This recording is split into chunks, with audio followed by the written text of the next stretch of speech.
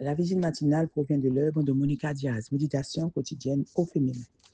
La méditation de ce matin, aujourd'hui, 23 septembre 2024, est tirée de Apocalypse 2, verset 17. À ceux qui auront remporté la victoire, je donnerai aussi à chacun d'eux un caillou sur lequel est inscrit un nom nouveau. Tournez la page 275. Si vous naissiez de nouveau, quel nom aimeriez-vous porter? Pendant des années, j'ai voulu m'appeler Lucia parce que j'aimais ce prénom. Mais avec le temps, je me suis rendu compte que j'aimerais être appelée par quelque chose de plus profond qu'un joli mot. Je sais que nous ne pouvons pas naître de nouveau et je n'envisage pas de changer de nom, mais je voudrais que nous réfléchissions ce matin à un concept biblique qui a trait à cette question. Dieu a changé le nom de plusieurs personnages bibliques, dont ceux que je vais mentionner. Abraham, qui signifie Père élevé, exalté, a été appelé Abraham, qui signifie Père d'une foule de nations. Cela témoigne d'un changement capital dans sa vie.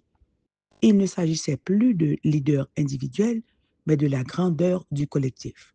Sarai, la femme stérile dont le nom signifiait princesse, a été rebaptisée Sarah, ce qui signifie mère de plusieurs nations. Elle est passée de la dureté de la stérilité à l'époque de l'Ancien Testament au privilège d'être choisie comme mère de la promesse. Jacob, qui signifie supplanteur, a été appelé Israël parce qu'il a lutté avec Dieu et a été vainqueur.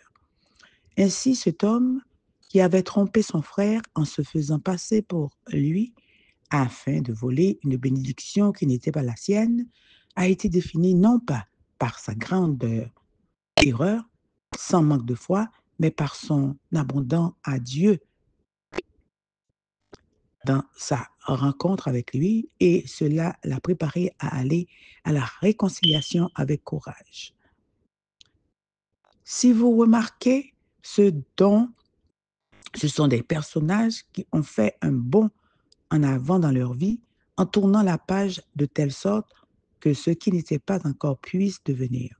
Tout, bien sûr, était l'œuvre de Dieu. Je ne sais pas ce qui vous définit en ce moment, quelle expérience passée continue de vous marquer parce que vous ne pouvez pas les laisser derrière vous, quel sentiment de culpabilité et complexe d'infériorité vous portez, quelle étiquette vous vous collez ou vous vous êtes collé qui vous empêche de faire un bond en avant, de tourner la page, de recevoir un nouveau nom qui permet à ce que vous n'êtes pas encore de devenir. Ce que je sais, c'est que la clé de l'avenir réside dans l'habitude quotidienne de dépendre de Dieu pour faire de vous ce que, dans son plan, il a prévu que vous deveniez. Lui seul peut le faire et peut changer votre nom en un nom qui a vraiment du sens. Pour qu'aucune étiquette ne vous empêche de laisser derrière vous ce qui doit l'être, cherchez Dieu aujourd'hui et demain.